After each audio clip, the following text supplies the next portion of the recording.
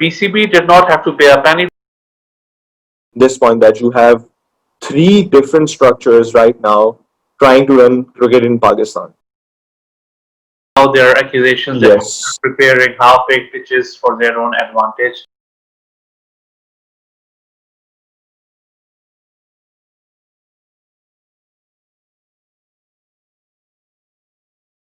A number of Pakistani players have shown concerns about the current domestic structure. One of the concerns that Umar Gul recently laid out was that he is not able to meet his monthly expenses in the given structure. However, previously, when there was departmental cricket, when the players were primarily receiving their salaries and very little in terms of match fees, they were doing better.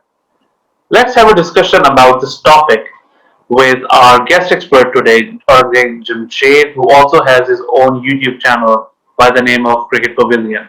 Welcome, Aurangzeb. How are you doing today? I'm doing good. I'm good. Doing good. Imran, how are you doing? I'm doing fine, thank you. So, how do you see this whole thing that departmental cricket should be there, or should we focus on the regions? All right. So yes, it's kind of like a change which I think Imran Khan always spoke about. 10 years ago, 15 years ago, he used to say this that we need to bring that Sheffield sheet Australian cricket structure into Pakistan domestic structure. So finally, in 2020, it has happened.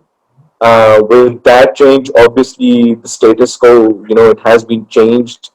The way the cricket used to run in this country, the domestic cricket especially, it has completely changed. Uh, there are some good positive points to this as well as there are some negative ones, which the prime minister keeps on repeating in his speeches and talks, is that these lesser teams will bring in more talent. They'll polish more talent actually, rather than bringing more talent. And that jump from first class to international will be a bit reduced because the quality of first class cricket would somehow match what the player is going to get in the international arena. The negative part, as you just mentioned, is about the pay cuts and different senior players like Umar Gul, Muhammad Hafeez showing their concerns. So that's the negative part, and yeah, we can discuss more about it.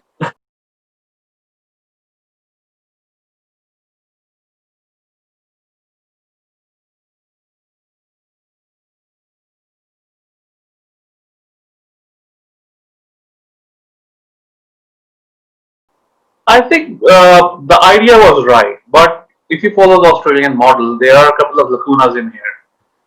The first one is that Australia has a population of about 25 million. We are almost like nine times of that, and cricket is our only game. Australia has got soccer, they have got Australian rules football, they have got rugby. So there are many sports to follow in Australia. In Pakistan, primarily it's cricket. Some people still play hockey, a lot actually, but the talent isn't coming through as such. Football and other sports are there, but the one that's the big one, that's only cricket. And once you have six teams, essentially you're cutting down from 353 professional first class players to less than 120. And I actually read about one of the former first class players who actually made it to the Pakistani camp that he was into public transport so that he can make ends meet. So I think this is a downside. Plus the departmental cricket, which was introduced I think in the early 1970s, ensured that players were paid and the departments were paying it out of their own pocket. PCB did not have to pay a penny for that, and the investment wasn't coming from their end. Now, the idea I think is fair that they can invest into these regional teams, but are there enough teams? Is there enough space for everyone? How do you see that?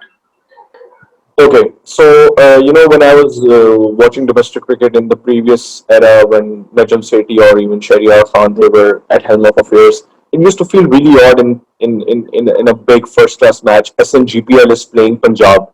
It used to find really like I used to find it really funny that what's the match here, like a department is playing a region. So that was definitely a weird part. Secondly, I think with the regions. There are two major key points that we have to focus on. Number one, major chunk of our players, basically in the 80s, were coming from Karachi and Lahore. So these were the two regions within those provinces which were producing major amount of players. If you were, for example, from Peshawar, or you were, let's say, from Mardan or like Multan, or somewhere from that area, you had to move to these cities in order to get a chance in the domestic team leading to the international side. Now what's happening is that with our school cricket dying and not too many other avenues, or like club cricket is not non-existent almost. The cricket has gone to the smaller centers, like smaller districts within Punjab, KPK, Sindh, and I think the talent is there now. And even if we look at our national team right now, a lot of these new players, they are from like very small centers, most of them.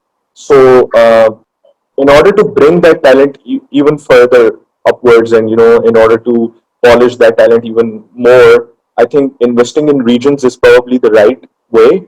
I'm not sure if UBL or SNGPL thought that way. I think they were really good with hiring cricketers, promoting talent and all, but I think they were very limited to big centers. And even if we look at our neighbors, India, they are also getting cricketers from smaller centers. So this is kind of like a very interesting dynamic in Asia right now, where the big metropolitans cricketers are not coming from there in that amount of number as they were like about 15 years ago. Right. One of the things that I noticed, I actually revisited Wasim Khan's press conference today, and he mentioned that there would be a structure where you will have city cricket associations who will take care of the club cricket, the school cricket, the under 13s, under 16s. One thing that I was actually hoping he will mention are the scouts. Now, some of these departments they have scouts. I mean, they have scouts for every sport, and Obviously. yeah, he did not mention them. Now, this is a concept that MLB really follows, Major League Baseball. They have scouts Mm, for every region, and they go to games and they go and see. Now, having selectors may not be enough. I mean, you say there are a dozen clubs at least in a city. You go to a larger mm, city, the same association might have 3 dozen clubs. The selectors probably wouldn't be mm. able to accommodate everyone and see everyone's performance. Secondly, what I think could have been done better was that instead of a top down approach, they should have had a bottom up approach. Maybe they could have changed the structure Mm. at the bottom a little earlier and then go for the kill at the top.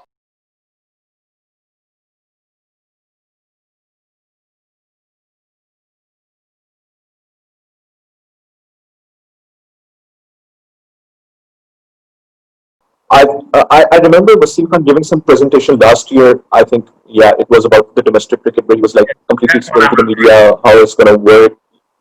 Yeah, yeah, and I think that's the point that you were mentioning. So the problem here is that the main issue is the money and the financing. That's what it is. PCB can't run city associations and very grade three level of cricket, like like beginners hardball cricket themselves. They just don't have the logistics and the money. So sponsorship needs to come in. There are two ways. One is you give more autonomy to the PSL franchisees to basically manage everything. Like, for example, Javed Afridi of Peshawar Zalmi, give him Peshawar region or the KPK region and ask him to basically manage it completely for you and get the sponsor and get the money.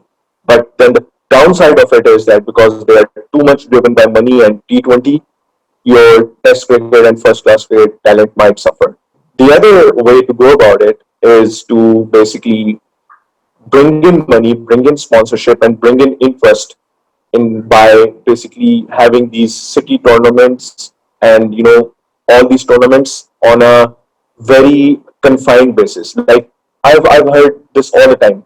I used to play from Pindi team. There are like 40 kids saying I play for Pindi. Which Pindi? Which Pindi team? Which Rawalpindi team? Is there only one Rawalpindi team, or are there 8 Rawalpindi teams? So trying to basically fat out and have a proper membership or an organization where you have only one team, and then the viewership interest will come and all those come. um, I think this model and the model that we have, these both are extremes. That's what I feel. And we have to come somewhere in the middle. Too many teams previously and too less teams now. And if I think Imran Khan, I think he's probably thinking that we can't let our cricket suffer because of like 150 average cricketers who are not getting enough salaries now. It's better to basically swallow that pain and move on, and probably in 5 years time only those who are like really good and talented players and who really want to pursue their cricket um, careers are the ones playing the domestic cricket. So you must have some points now. Okay, the change has been done. How we live with this? How we keep on, building up a good domestic structure with the current system? Because I don't think it's going to go anywhere.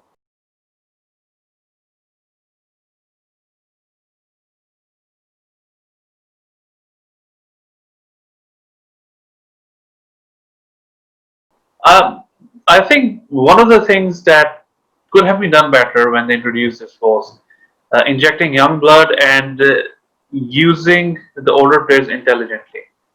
If you look at the first 11s, and I was going through Hmm. recently, you see at least Hmm. 7 players that have played international cricket that will not be playing international cricket again, and they are easily Imran Farhat, first name that Umar Gul, you and many others. well, Yeah. if you mention somebody like Umar Gol, youngsters can actually learn from him. But Imran Farhat had a very flashy technique. Hmm. He hasn't caught a ball since Jody Rhodes said he was the best catcher in the Hmm. Pakistani team. That's back in 2006. Hmm. And seriously, like the Akmal Yeah. brothers, they probably don't have a very bright future as far as playing for Pakistan is concerned. They are talented, but Yeah. their issues, probably not the best of mentors. And well, Hmm. you if you have 7 players or 6 players in a team, I then have, yeah. be basically a Yeah. fat, as you mentioned, or a flap. That's going to actually block a lot of the youngsters. I heard Wasim Akram saying a lot in these recent PSL interviews when PSL was being conducted that Umar Khan, their lefty, left arm spinner, he wasn't part of the domestic team and he's playing PSL. So this is also a huge problem right now.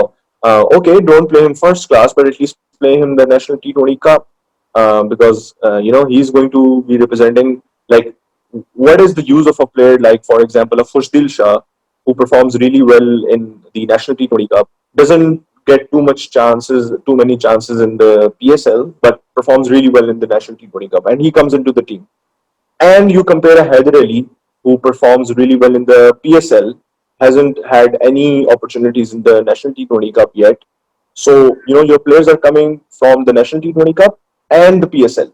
But when we look at the quality, the players who have come from the PSL have actually performed better, and the players who have come from National T20 Cup with their performances, really good performances, have struggled to cope up in the international cricket. So this clearly shows that PSL as a product is basically superseding your National T20 Cup. So Definitely. you either have to bring it up to that level, or at least have a similar pool of players playing both these tournaments. Well, PSL also has a lot of international players in it, so that's another factor. Uh, Yeah. back in the 90s, Yes. Yes. there was actually a discussion that maybe some international players can be actually brought into the Pakistani domestic setup, just like the county cricket. It's a workable Mm-hmm. model. I mean, I remember Bangladesh playing one season of Pakistani domestic cricket, and they benefited a lot from it. I think it was their A team. It was Mm-hmm. stuff with like probably 9 international players, Mm-hmm. but something like that can Mm-hmm. actually help players learn over here. But here's the thing: do you have the commerce ready in your domestic structure to basically finance those, international players? At the moment, with the national structure, domestic structure right now, I don't think so. I don't think the regions are already strapped for cash. You're already paying a lot of money to the coaches and the selectors. This discussion is not complete without me mentioning this point, that you have three different structures right now trying to run cricket in Pakistan. One is your cricket committee, which Iqbal Qasim recently resigned. Yeah, some performance excellence center or something, which is basically NCA. And then you have your regional coaches, like, who are reporting to Misbah apparently, and Misbah is taking feed from them and getting players selected through them into the national team. So I think these are like three different pillars moving in three different directions. With the Performance Excellence Center, you only have young players coming in and getting ready for the international cricket. Probably they'll come in, like, for example, somebody like a Naseem Shah or a Haider Ali. They came there, trained, got tuned in, went into the PSL, and then straight into the team. Then you have a cricket committee, which is basically looking at everything like the coaching, the selection, the performance excellence, but they don't have any powers. They are only like suggesting to the PCB chairman. Then the third side, where there are regional coaches, they are also pushing first class cricketers, their cases in for the international team, who are a bit obviously elder than those under 19 fast track players, because performance excellence would be like, okay, we need to produce international players, at least five of them. And then the regional coaches will also say, okay, we need to produce these many players and put them in the international team this year. So it's going to be a bit of a conflict between these two. Well, I think there are a couple of other factors at play when we talk about the issues with the player quality. Firstly, when we start with the domestic pitches, there has been a lot of criticism for as long as I can remember. Mm. Previously, they were low and slow and dead pitches. Now there are accusations that Yes. they're preparing half-baked pitches for their own advantage. Yeah. That should not be the practice. There should be a standard. I remember that Pindi's pitch has been always been very good. Islamabad's Yes. official ground, Diamond Club ground, it has a quick pitch. It always has a quick pitch. Karachi pitches have their own, basically, slow and low nature, but they have to bring it to a certain standard. I mean, slow and low could be acceptable to a Mm. certain degree, or a quick pitch could be acceptable to a certain degree. It shouldn't be like too much advantage to one team. Similarly, I think it's the coaches that need to look. Yes. You can't have coaches coaching in all directions, as you mentioned, and whoever is under the head coach, Yeah. if they are reporting to MISPA, which probably is the case, there should be clear guidelines. You don't want to have coaches like the people who converted Azhar Ali, the leg spinner, into Azhar Ali, the batsman, because they basically ruined his ball. Yeah. And that was at NCA, by the way. So that Yeah. shouldn't be the case, and that's a sad situation. So, if you notice that from our own local cricket ball to Kookaburra, and when Kookaburra came in, we suddenly saw huge scores with batsmen not getting out at all.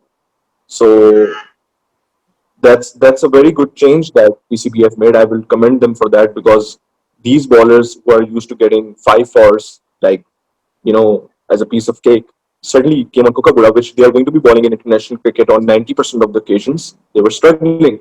To sum this up, I think it's a very good move strategically, but in order to make it work, you have to be really good tactically. Wasim Khan probably has got that vision and put it in place, but in order to get that working, they have to execute by making sure that they have a clear thinking process in terms of, as I just said, what cricket committee needs to do, what the regional coaches needs to do, and what the performance excellence center or the NCA need to do.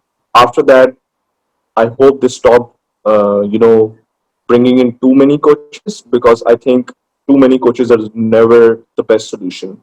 Make sure that your domestic player who is basically struggling for money or bread and butter, you have those grade two and city grade systems set in place very early and generating profit so that you can pay that to that players.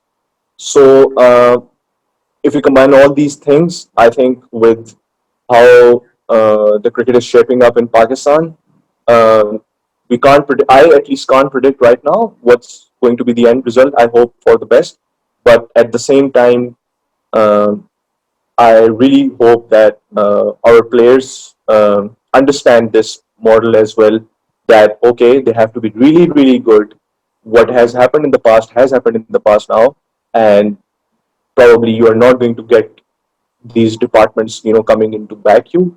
So you have to live with it, be really good. If you are above 35, or probably at the twilight of your career, you probably have to retire early, or have some other plans, because that's what it is. Help someone else, help someone young by retiring early. Yeah, Well, yeah. those are very good thoughts. I agree with most of them. I personally feel there was a suggestion that should be implemented upon. If PCB is sold out on the idea that these six teams are there, firstly, I think there should be at least 10. Pakistan is a big enough country. You can have Mhm. around 160 quality first class cricketers. Secondly, I Yeah. think the department should be brought back. You don't want them in the first class setup, that's understandable. You can have a grade 2 setup for them, as I think Umar Gul was the person who suggested Mhm. that a few days back. That will Mhm. help players in grooming as well as earning better. Uh, in Pakistan, I think the socio-economic conditions make the premium Mhm. domestic structure not just for the sake of grooming players, but also for the sake of Mhm. helping them financially. And for a country Yeah. with 220 million people, sorry, that is actually crucial. Hopefully, we'll find a middle ground. Hopefully, we'll find a model. Thank you so much Yeah. for your Sure. time today, Aurangzeb. I think we had a very interesting discussion. We came up with Yeah. very interesting points, and hopefully, our authorities will fix the problems and get Pakistan cricket back to its very best. Thank you. Yes. Thank you. Take care. Have a good one.